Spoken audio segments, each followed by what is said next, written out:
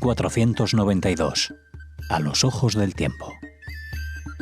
Una nueva entrega de este programa en el que miramos la evolución, cómo se ha entendido la expulsión de los judíos, la expulsión de 1492 en las diferentes etapas históricas de nuestro país. Y llegamos, Isidro, a un momento tan trágico como importante en la historia de España, que es la Guerra Civil. Sin duda alguna, este fue quizá uno de los acontecimientos no solo más trágicos, sino que fue un acontecimiento en el cual se puso en tela de juicio, se puso sobre el tapete toda la historia anterior de España, de todos los elementos soterrados que existían, desigualdades sociales, libertad religiosa, de prensa, etcétera, saltó por los aires, y entonces la guerra civil supone un enfrentamiento, no un arreglo político, sino un enfrentamiento civil entre las distintas facciones, y esto indudablemente afectó a la interpretación de nuestra historia. Por ejemplo, la Guerra Civil Española coincide cronológicamente del 36 con la Alemania nazi y el movimientos antisemitas, con lo cual estamos ante una plataforma distinta, es decir, los judíos en la Europa occidental, central y oriental, se iniciaba una persecución trágica que acabó con la mayoría de las juderías asentadas allí. La República había tenido unos intentos de acercamiento y a España habían llegado algunos judíos. Por ejemplo, ya citamos a una comunidad judía, creo que se asentó en Barcelona, y en Barcelona, me parece importante citar esto, en Barcelona crean los primeros grandes almacenes, que fueron Sepu, lo fundan dos judíos, Henry de Reisenbach y Edward Worms, que luego trasladan a Madrid.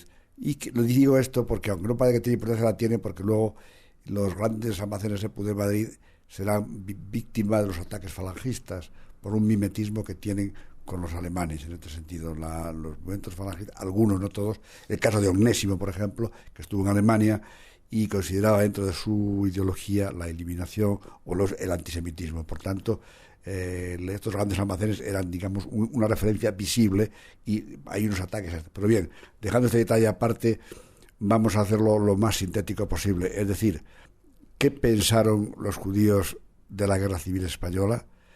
¿Qué actitud tuvieron? ¿Cómo se segmentaron las distintas posiciones? Esta es la verdadera cuestión. Y por otra parte, los dos bandos en la Guerra Civil, ¿qué decisión tomaron ante esta postura?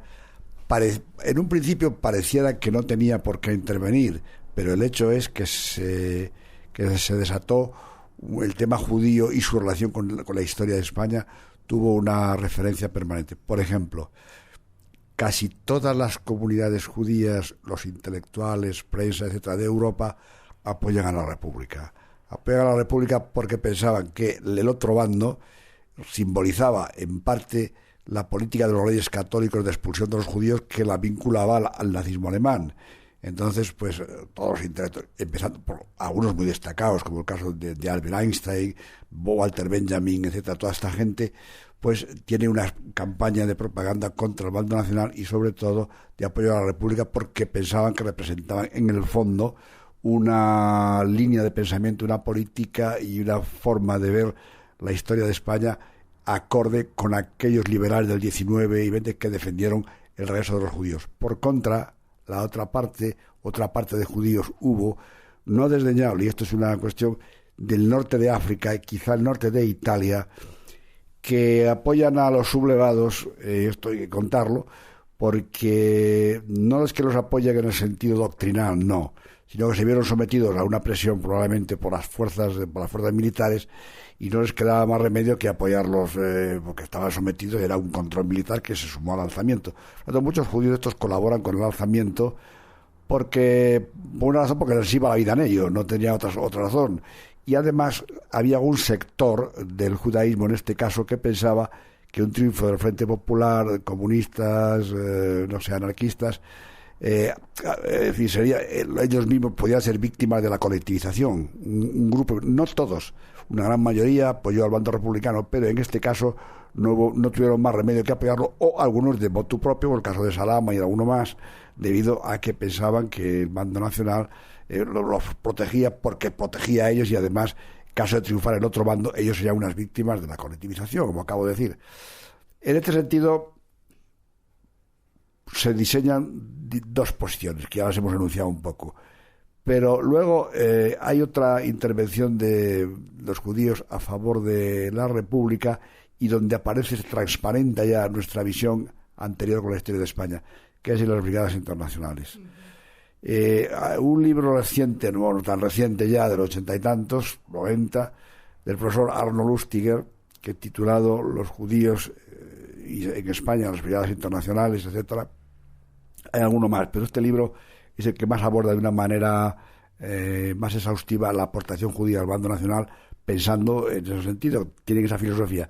Y hay una pregunta que a mí me impresionó del profesor Lustiger, al que conozco personalmente, de por qué se silenció la intervención judía en la guerra civil española. Esta es una gran pregunta.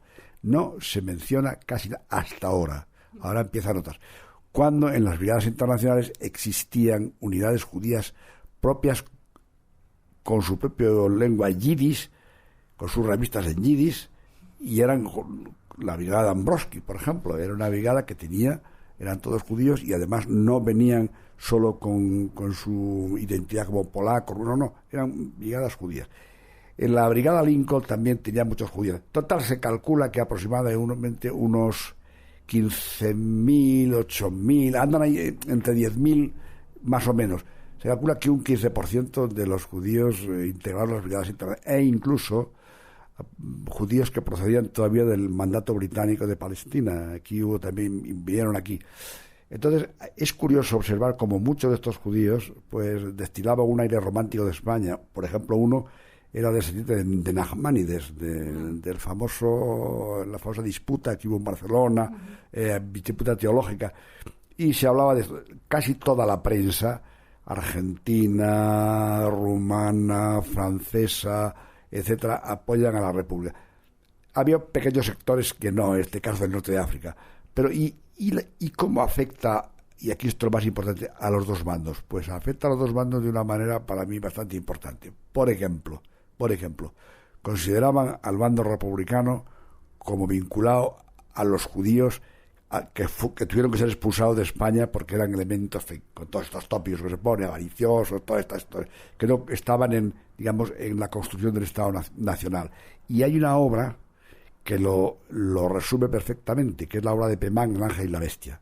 En El ángel y la bestia, Pemán habla de la lucha de la sinagoga y la iglesia. Es decir, que debían de expulsarse a aquellos republicanos porque en el fondo representaban al poder judío, lo que ellos llaman la lucha de la sinagoga y la iglesia. E incluso termina con el asesinato de Calvo Sotelo, que era obra del protomártir, que era obra de los judíos, etcétera. Se extendió esa idea, y también en otros escritores.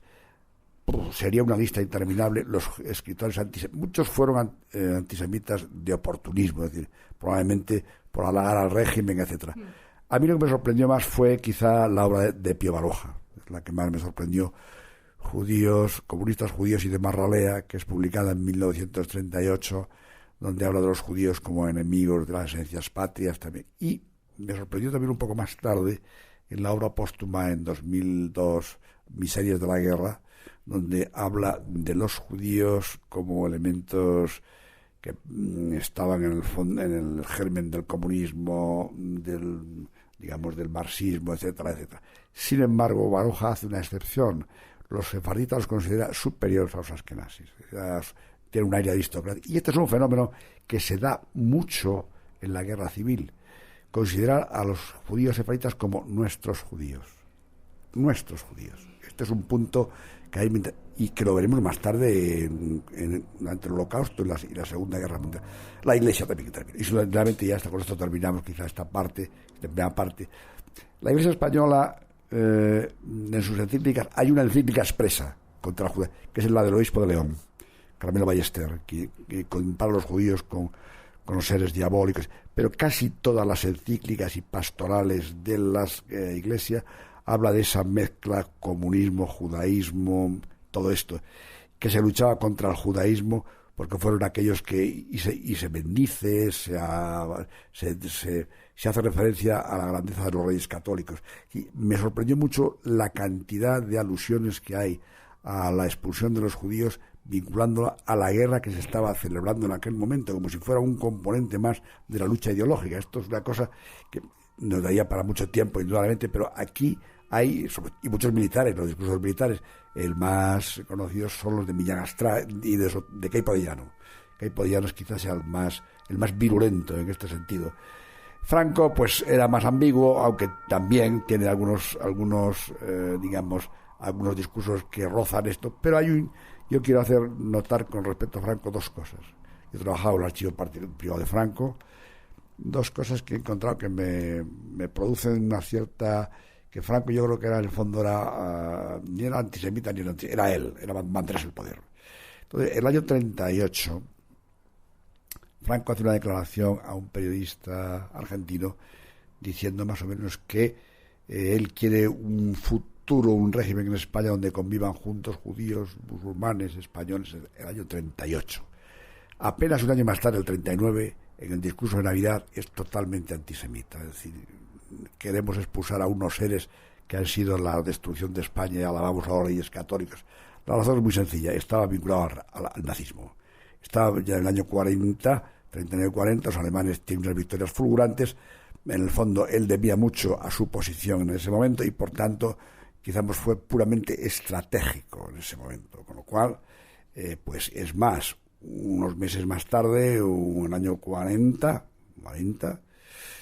se crea lo que se llama el Archivo Judaico. ¿Qué era el Archivo Judaico?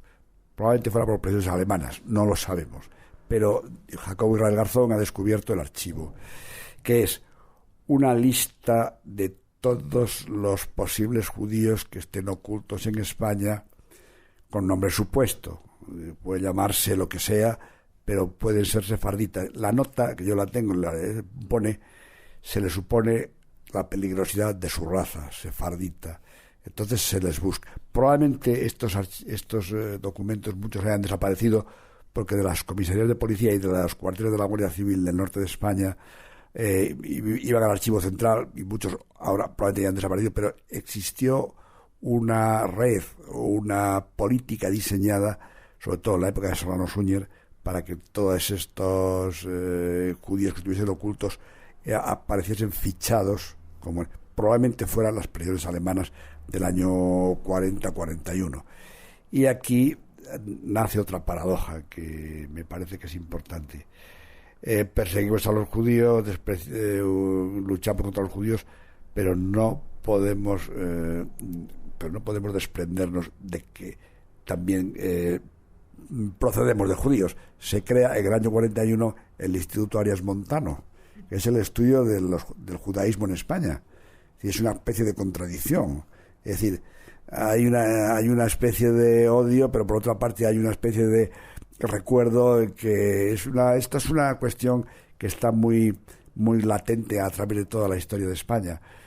Y la cuestión cuando se pone a prueba es ya el año 42, 43, cuando el Holocausto ya está en pleno funcionamiento, la destrucción de todas las juderías, y los judíos acuden angustiados a las embajadas españolas pues a pedir una salvación. Sobre todo que legalmente el salvoconducto que podían utilizar era que al ser sefarditas podían los diplomáticos españoles utilizar ese argumento legal para venir a España o salvar como ciudadanos. Y aquí pues donde se levanta una de las grandes polémicas, ¿no? Si el régimen de Franco hizo lo suficiente o no hizo lo suficiente. Mi tesis a este respecto, que es mi último libro de España y los judíos después de la expulsión, que se ha publicado hace 2-3 años, que es una especie de revisión de toda la historia de la expulsión. Yo creo que Franco en los años 42, 43 estaba titubeante porque no sabía el giro que iba a tomar la guerra. Entonces, en este caso, los diplomáticos piden angustiadas instrucciones y no contesta nada. Hay un silencio administrativo. Actúan por su cuenta la mayoría, probablemente no obedeciendo órdenes, ni orden, daba el silencio administrativo. Cuando la guerra estaba ya en el año 44, que la balanza se estaba inclinando ya a favor de los aliados, Franco ya cambia y dice que hagan lo que pueda, intervengan, en fin. en una postura ecléctica, camaleónica, pero ya no negativa, sino que hagan lo que pueda. ¿Por qué esta situación? Pues muy sencillo. Si los alemanes llegan a ganar la guerra, nunca le podrían acusar de salvar a los judíos, por tanto, enemigos de los alemanes, porque no hay documentos escritos. Pero si los alemanes pierden la guerra, como así ocurrió, podría utilizar, para quedar desvinculado del eje de los perdedores de Alemania y de Italia, que él salvó a muchos judíos y por tanto le descarga de la vinculación con el régimen. Y por tanto cursa instrucciones a los diplomáticos que los salvaron, en el caso de Sambrí, Romero Radigales, Bernardo Roland, etcétera, de que siempre, cuando den conferencia de prensa o en todos sus documentos, digan que la salvación de los judíos fue orden expresa del régimen de Franco, cuando ellos actuaron en realidad por su cuenta.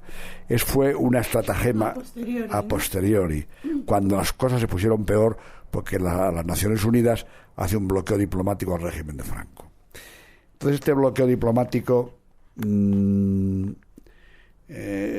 la razón fundamental que argumentaban las Naciones Unidas era que el régimen no podía sostenerse puesto que había sido un aliado de los alemanes y de los italianos. Régimen racista, en este caso, antisemita. Entonces, Franco es cuando propaga, difunde la idea de que se salvaron muchos judíos, como así fue. Se pudieron salvar más, indudablemente, pero que salvó a muchos. Pero nunca permite que los diplomáticos digan que fueron por ellos mismos, sino órdenes de Franco, cuando él no dijo nada.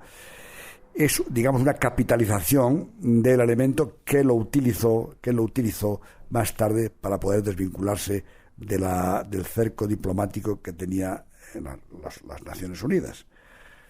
El año 61, el ministro Castilla envía un documento reservado a todas las embajadas españolas, exponiendo lo siguiente. Lo voy a reducir en pocas palabras.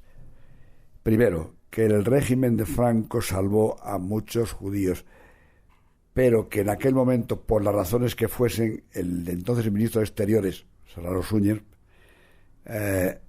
por razones que él no entra a valorar, pudo haber salvado muchos más, porque eran españoles, pero por no enfrentarse con los alemanes, o por seguir su política, o porque él pensaba así, no permitió que los embajadores españoles protegiesen a los judíos sefarditas, cosa que no le hicieron caso, sino que Bernardo Roland y toda esta gente los salvaron independiente o contraviniendo las órdenes de Serrano Suñer.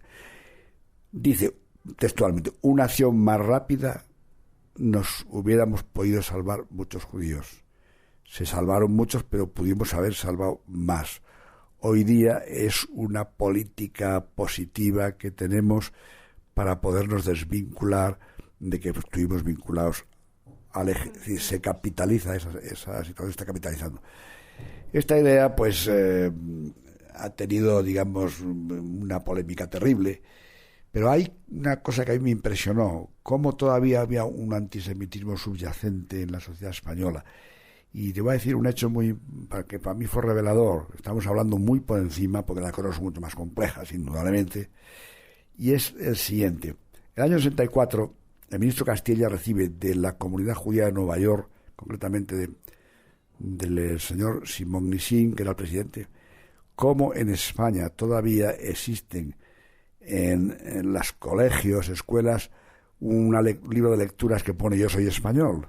Y en ese libro de lecturas hay un capítulo que pone Los judíos matan a un niño, que es el famoso crimen ritual que se estaba. Entonces, esta comisión judía de Nueva York le pide a Castilla que esos libros sean por lo menos retirados de la circulación. Es decir, que existía todavía un pequeño tic, un pequeño sentimiento antisemita o antijudío que derivaba probablemente de la política de educación que había hecho Peman ya al terminar la guerra. Esta cuestión queda así, un tanto, digamos, en el aire, y ya pequeñas comunidades judías empiezan a asentarse en España. Y hay un hecho fundamental de corte internacional que es la independencia de Marruecos de 1956. En Marruecos, al independizarse, pues muchos judíos españoles se vienen a España, se forma una comunidad judía importante aquí, otros se marchan al extranjero, y prácticamente en Tetuán, Melilla, Ceuta, pues quedan muy pocos judíos, no como las comunidades judías que hubo importantes. Y salta otro problema que nos une, es decir, es como estas familias que no se llevan bien, que se llevan mal los miembros. Dicen, pero nos llevamos mal, pero que no hable mal de la familia. Es decir, nuestra relación con los judíos son judíos, pero que no nos hablen mal, porque en el fondo porque son nuestros judíos, los sefaritas. Entonces ocurre con el Estado de Israel. Y con el Estado de Israel, pues hay un problema también ahí, muy, muy puntual, diplomático, y es que el año 49, pues el Estado de Israel hace en el 48, ya es un miembro de las Naciones Unidas, y España no ha ingresado a las Naciones Unidas todavía.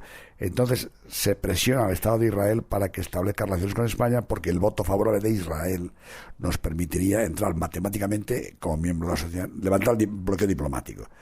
Alba Eban producía un discurso diciendo que no es verdad que Alemania participara con Hitler en la matanza, pero que sí ideológicamente contribuyó, con lo cual no pueden prestar el voto favorable a España. Entonces hay una especie de rebote por el general Franco, y es cuando publica el famoso documento en 3 idiomas, francés, inglés y español, España y los judíos sefarditas, donde propaga y difunde la salvación de muchos judíos y acusa al Estado de Israel de ser desagradecido, que muchos han pasado a formar parte del Estado de Israel y sin embargo no valora como régimen. Fue una capitalización política en este sentido. Y aquí nace otro desencuentro. Es como estos dos amigos que dicen, se quieren ver, pero dice, cuando estoy no me llamas, cuando me llama no estoy. Es decir, las relaciones España-Israel tienen... Y hay una cosa que a mí me impresionó mucho. Cuando Simón Pérez establece relaciones diplomáticas, no son unas relaciones diplomáticas como todos los demás países, no. Dice, nos encontramos después de 500 años. Quiere decir que no es una relación bilateral con otros países que tienen intereses, indudablemente España los tiene, pero lo de España tenía un trasfondo histórico mucho más complejo, que allí en ese momento probablemente virtualmente adquiere otras características distintas.